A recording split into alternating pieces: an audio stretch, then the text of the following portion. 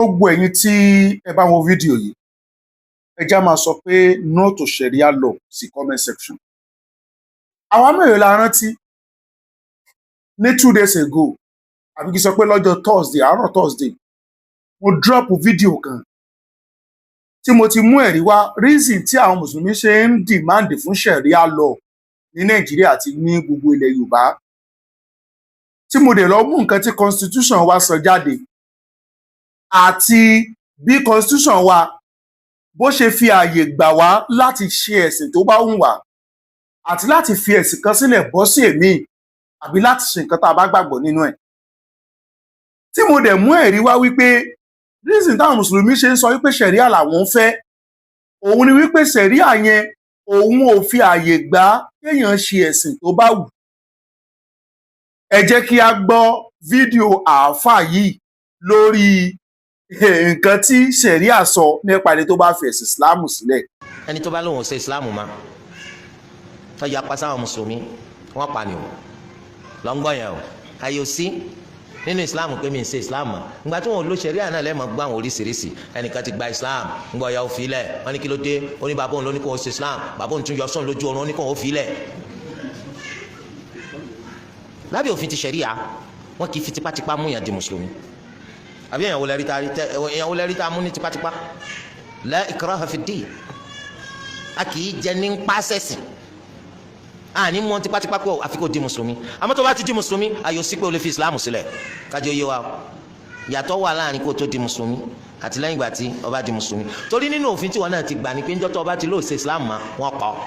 gbogbo ẹni tí wọ́n di mùsùlùmí ẹ fi yé bẹ́ẹ̀ o nínú òfin tó gbà lónìí onípò ní fẹ̀sìn sílẹ̀ nítorí pé njọ́ tó bá ti fi sílẹ̀ ìdájọ́ rẹ̀ ni pé wọ́n pọ̀.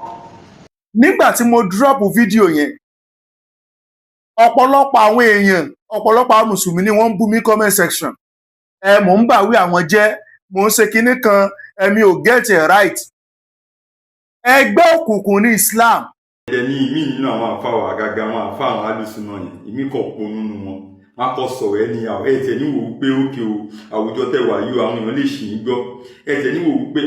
gbogbo bí nǹkan ṣe ń ṣẹlẹ̀ yìí ó jẹ́ kí n ṣẹ́nu po díẹ̀ ọ́ jẹ́ kí n mọ bí mo ṣe máa sọ èèyàn máa ń ní táàtì ni èèyàn máa ń ní wisdom ni. Wọ́n dé táyé yín rí báyìí pé tẹ̀tẹ̀ ṣe kí máa lo àwọn ọpọlọ yín ní ẹ̀kọ̀ kan. Báwọn yìí ẹ máa sọ fúlàmù lẹ́nu mọ̀ pé ara yín lẹ̀ ń sọ lẹ́nu. Ibi táwọn lọ lẹ́nu wípé tí àwọn àdìsí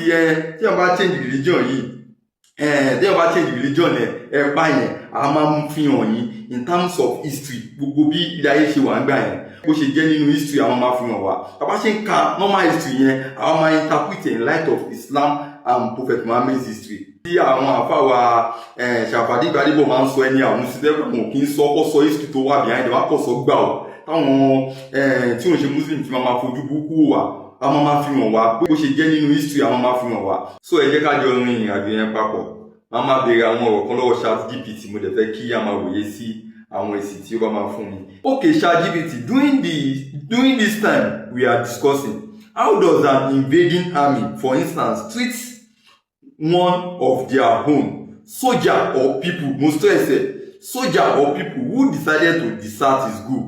and cross to the enemy side, physically or ideologically? Mo ní báwo ni àwọn invading army ìgbà yẹn báwo lọ ṣe máa ń ṣe àwọn tó bá yẹ pé kí ni wọ́n bá fi àwùjọ wọn lẹ̀ bí àbí lára àwọn sójà àwọn tó lọ join àwọn ọ̀tá àbí lára àwọn èèyàn wọn gan sef tó lọ darapọ̀ mọ́ ọ̀tá báwo ni wọ́n ṣe máa ń treat wọn.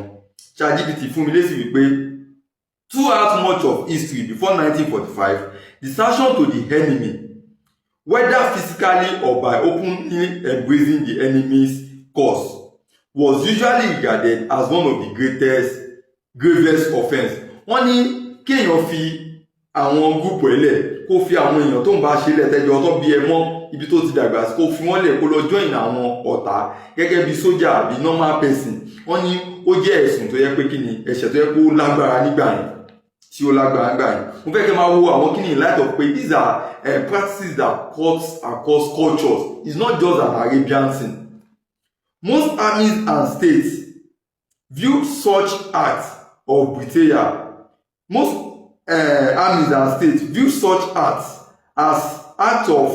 betrayal because they threaten military cohesion and security. Wọ́n ní most of àwọn soldiers ìgbà yẹn most of àwọn empires ìgbà yẹn wọ́n máa ń treat àwọn nǹkan báyìí wípé kí ni kí èèyàn kúrò láàrin wọn wọ́n máa ń treat ẹ̀ gẹ́gẹ́ bí nǹkan tó jẹ́ pé ó lágbára gan because ó máa ń threaten military cohesion àjọṣepọ̀ tó máa ń wà láàrin wọn kò ní jẹ́ kó dán mọ́ nígbà tí Sàlámọ́tù bá gbọ́ pé Rísíkà tí ó ti kúrò láàrin wọn ó ti lọ síbòmí ó lè tún ẹ̀kọ́ èyí Sàlámọ́tù náà kóun náà tún join wọn ó lè jẹ́ kí gbogbo kí ni military cohesion wọn àti security wọn ṣe kí ni kó dojúbolẹ̀ kí ó dàrú mo bí ìyẹn yé wa London ẹ̀ wá sọ fún wa bó ṣe máa ń treat wọn gangan ó ní number one ó ní physical defection to the army to the enemy ó ní tí a bá rí sójà kan nínú àwọn tó yẹ pé invading forces yẹn nínú àwọn empire yẹn tá a bá rí sójà kan tó lọ join àwọn ọ̀tá ó ní nǹkan tó máa ń ṣẹlẹ̀ sí wọn lélẹ̀ if a soldier cross over to the enemy side ó ní number one execution was a common punishment if captured ó ní tí wọ́n bá mú ẹni báyìí ó ní kí wọ́n pa ó ló wà nínú àwọn ìdájọ́ tó máa ń sábà dá fún wọn òun ló tẹ̀ pọ̀ jù nínú ìdájọ́ tó máa ń sábà dá fún wọn ẹjọ́ tẹ bá gbọ́ àdìsí táwọn gbọ́ àwọn ọmọ sọ pé whoever changes religion because that time when you change your religion it's like you are changing your allegiance to the state so gbogbo ẹ̀ ó wà intertwine papọ̀ ní you are an Islamic community nǹkan bá fi lè mú ẹ sọ pé o ṣe Islam mọ́ báyìí ó jẹ́ pé o fẹ́ sí lára wọn mọ́ nìyẹn so kì í ṣe Islam nìkan ló máa execute àwọn tó bá sọ pé àwọn ò ṣe sí lára group wọn mọ́ gbà yẹn it cut across all cultures òun ní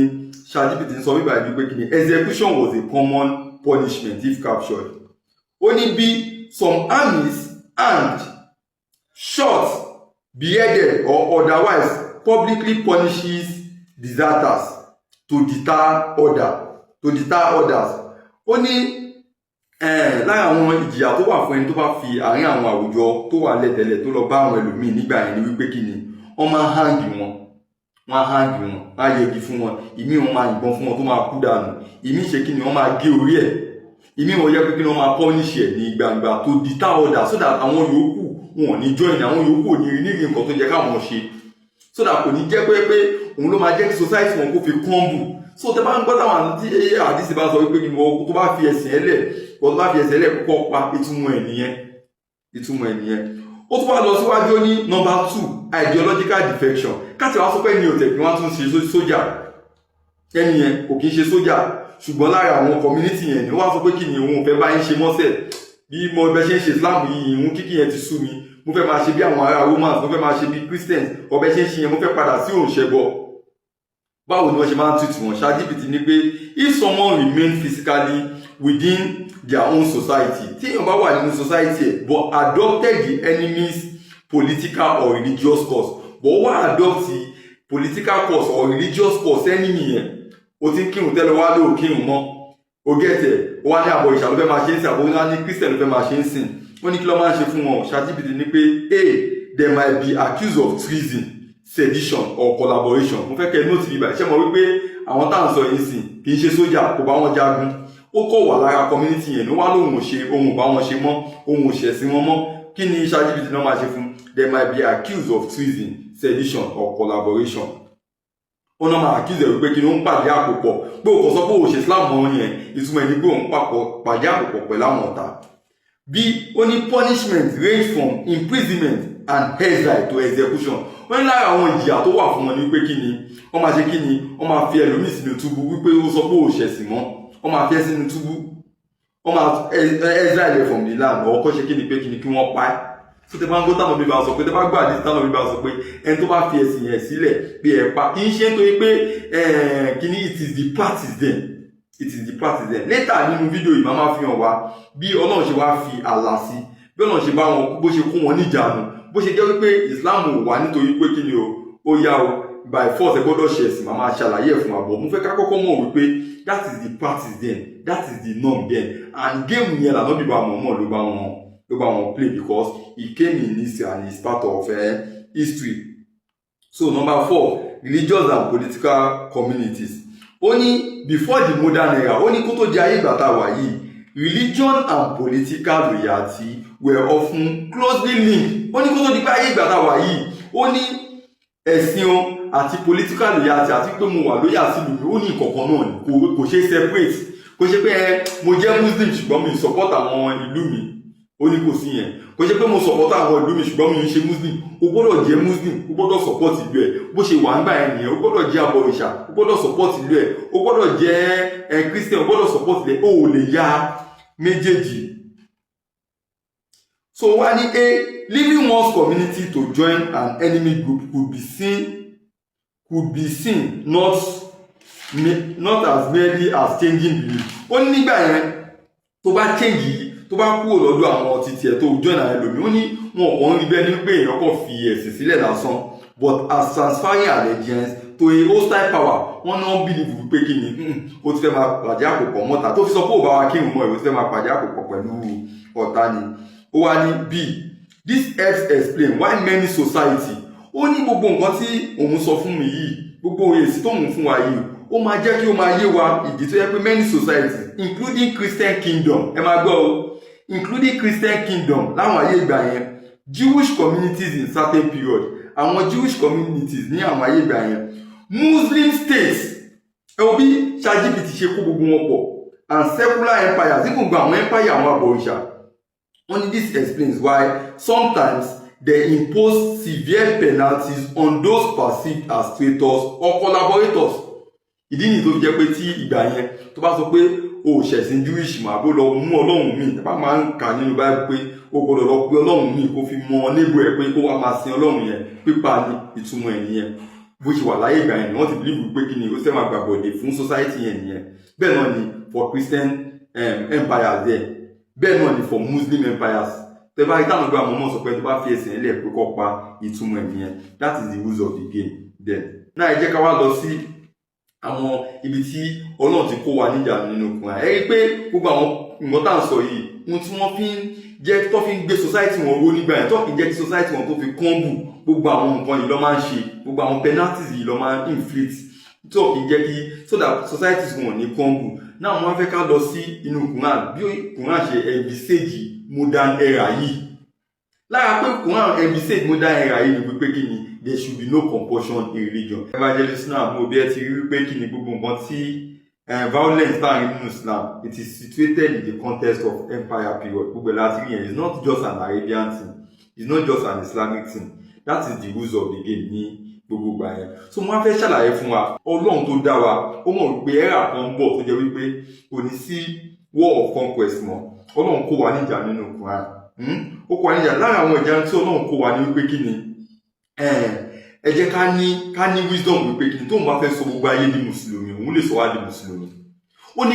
ká lọ mọ̀ wípé kí ni tá bá ń jàjà pé kí gbogbo ayé di mùsùlùmí ó ní àlè rí draw pé àlè achieve ẹ̀ because òun gangan Ọlọ́run ọba tóun bá fẹ́ ṣe nù wọ́n á ti ṣe ikmọ̀ kan nìyẹn tó lọ fún wa nínú Quran. Ọlọ́run dẹ̀ tún sọ nínú àyà Quran pé kí ni there should be no compulsion in religion gbogbo àwọn understanding lọ́nà fún wa nínú Quran kí ló wá dé tó yẹ pé a lè live pẹ̀lú àwọn neighbor wa in peace kí ló dé tó fi jẹ́ pé àwọn á fi àwọn nǹkan tó ti lọ àwọn fi ń ra Islam lára nísìn. Ẹ jẹ́ kí n sáré ka Quran verse kan kí n fi parí fídíò mi yìí òun ni Quran verse tí mo like jù láti máa quote is I can consider it as one of the most beautiful verses in the Quran. Ní Quran chapter 60 verse 8 bẹ́ẹ̀ ni kọ́nà kan ti mọ̀ pé ní pé àwọn kan wà tó jẹ́ pé wọ́n máa clean sí period gbà yẹn wọn ní fẹ́ jáwọ́ kó ń bẹ̀rù. Ọlọ́run ó wá síngẹ̀ sí wa létí Ọlọ́run á ríngẹ̀ sí wa létí pé kí ni o Allah does not forbid you respecting those who have not made war against you on account of your religion. Ṣé káwọn tí wọn bá yín jà lórí pé ẹ jẹ́ mùsùlùmí Ọlọ́run ò forbid yín o kò kọ̀ fún yín o àwọn tí wọn bá yín jà lórí pé ẹ jẹ́ mùsùlùmí Ọlọ́run ò kọ̀ fún yín and have not driven you forth from your home wọn ò dẹ̀ tó wá lé yín kúrò nílé yín tí ó bá ti di àsìkò wípé kí ni wọn ò kọ̀ fún yín pé kí ẹ má ṣe ẹ̀sìn yín tó bá ti dàsìkò wípé kí ni wọn ò lé yín kúrò nílé yín Ọlọ́run sọ fún wa pé kí ni God does not forbid you that you show them kindness ní pé kí ẹ má bá gbogbo ayé kẹ má bá wọn civilize pọ̀ kẹ́yìn náà ṣe kí ni kẹ fọwọ́ kẹ show kindness wọn táyé bá dáwọ́ ìjà dúró tó ń ṣayé empire period tó ń ṣayé kìlọ̀ bí kìlù mọ́ Ọlọ́run ò kọ̀ fún yín gẹ́gẹ́ bí mùsùlùmí gẹ́gẹ́ bí olùgbàgbọ́ pé kí ni kẹ́yìn náà kẹ show kindness kẹ bá wọn ṣe nǹkan tó ń ṣe láyé gbà yẹn kẹjọ fi ìfẹ́ hàn síra yín and deal with them justly kẹ́yìn náà bá wọn ṣe pẹ̀lú déédéé èèyàn wá gbé ọmọ ẹ èèyàn wá kẹ́ mọ́lé èèyàn wá kidnap ẹ èèyàn ò fìtínú ẹ gẹ́gẹ́ bí wọ́n ṣe sọ lé ayé dànsí pé kí gbogbo wà lálàáfíà ó lóun ò kọ̀ fún yín kẹ́yìn náà bá wọn ṣe pẹ̀lú kindness and justly surely Allah loves the doers of justice. Nǹkan tí mò ń fẹ́ lélẹ́yìí ohun tí èmi Ọlọ́run tí mò ń fẹ́ lélẹ́yìí pé kí ni kí ìfọ̀kànbalẹ̀ kó wà kí gbogbo yín kẹ́ wà ní ìfọ̀kànbalẹ̀ kí ẹlẹ́sìn kó ṣe ẹ̀sìn. There is no compulsion in religion. Gbogbo ìtẹ́ ẹni tó lọ́ngbà yẹn ayé ìgbà yẹn ni that's the rules of the game nígbà yẹn. Wọ́n ní téèyàn bá ń sunkún máa ríran. Ó jẹ́ kẹ́ ti mọ̀ pé ní Islamic world lẹ́nìí ní Islamic world nílẹ̀ Yorùbá ó jẹ́ kẹ́ ti mọ̀ pé méjì làwa mùsùlùmí. Ní gbogbo ọ̀rọ̀ tá à ń sọ analysis náà ṣe látàrọ̀ ẹ̀ tí máa mọ̀ pé àwọn gúùpù kan ni wọ́n sọ lọ́ọ́ takú wípé kí ni báyé ṣe wà nígbà yẹn láyé gbọ́dọ̀ ṣe wà ń sìn. Wọ́n lè máa rí wọn táwọn máa sọ pé jihadi ṣì continue dì sí. A mọ̀ pé jihadi continue dì sí Ọlọ́run ò yọ kúrò. Bọ́ Ọlọ́run ti ṣí wálẹ̀ wípé táyé bá ti di ayé civilization táyé ti dáyé wípé kí ìfọ̀kànbalẹ̀ wà inú ẹ̀ jẹ́ ẹ bá lé ayé lò pẹ̀lú ìfọ̀kànbalẹ̀ kí ló wá dé? Àdèmọ̀ àwọn groups rẹ pé wọ́n insist lórí pé kí ni a gbọ́dọ̀ padà sí era yẹn. They want to take us back to Stone Age. Ṣé ẹ̀mọ̀ wọn ni kí ló dé tẹ́ wọ́n ń kó wa pọ̀? Kí ló dé tẹ́ ṣe lè náwó ìfẹ́ tẹ́ ṣe lè náwó collaboration pẹ̀lú àwọn Muslim wọn tó wọ́n wà kú lẹ́lẹ̀ tó yẹ pé ẹ̀mọ̀ káwọn ilé wọn wà civilized. Nígbà táwọn kan fò jáde sí tán ní kó lóye Sunday Igboho kó má lọ bá wa kojú àwọn tí wọ́n ń pa wá. Ṣẹ́yìn òrà àwọn mùsùlùmí ètò èmi bíi tiwa tí wọ́n jáde tí wọ́n kojú àwọn àfáà yẹn ni ẹ̀rí bàbá àfáà Làbíb Lágbàjì ni ẹ̀rí bàbá wa Kéwúgba Gold bọ́ ṣe gbaná ojú wọn ni. Ṣé kò tí máa yé yín pé méjì làwọn kìíní ni? Ṣé ẹ máa torí ètò ẹ̀tẹ́ ní fún gúùpù kan ṣé ẹ fẹ́ torí ẹ̀ set region yà blaze adẹ̀bí ẹ̀ ní alùsùnà wà ní jama náà ayé tí kò láyé Stone Age yẹn ẹ máa lo gbogbo àwọn fásitì kùnrin tó rẹwà nínú kùnrin yìí kẹfì máa wọnú modern age gbogbo ẹ̀ náà kọ́ ni pé fàtùlù ẹ mọ owó ọ̀wọ̀ tẹ́ máa sọ ẹ má máa bà Islam lórúkọ jẹ́ lágbára náà gbogbo àwọn tá à ń ṣe Islam tá a ṣe wà nínú Islam ẹ wo fídíò yìí mo ṣe fún gbogbo àwọn tó bá fẹ́ràn òdodo tó yẹ pé àti wọn fẹ́ bá lọ ní doubt nípa Islam ẹ má ní doubt nípa Islam o wàláì all the violence you see in the Quran all the violence you see in the Hadith all the violence you see that is associated with Prophet Muhammad all the violence you see that is associated with Islam it is rightly situated in the history of those periods. The funny thing ni pé kí ni àwọn bàbá wa nílẹ̀ Yorùbá gan wọ́n tún wá dé báwọn àwọn ayé yẹn àwọn náà tún jẹnu ayé yẹn gbogbo nǹkan táwọn accuse àwọn ànágbé Muhammad fi hàn àwọn bàbá wa náà wọ́n dé bá irú àwọn ayé yẹn ṣé káwọn náà wá sọ pé báwọn bàbá ṣe ń ṣe yẹn sí làbẹ́ máa ṣe ń sìn so àwọ̀ ẹ̀yìn alùsùn náà wà ní jàmá ẹ jáwọ́ pò nínú wípé Stone Age yẹn lẹ́fẹ́ dá wa padà sí ń gbèsè àwọn Quran verse yìí tí àwọn beautiful Quran verse gbèsè wọn lágbára náà gbogbo wa ni a máa mú Islam wọlé ọ̀la lágbára náà àbá gbogbo ẹ̀sìn wa àbá níbi tó lè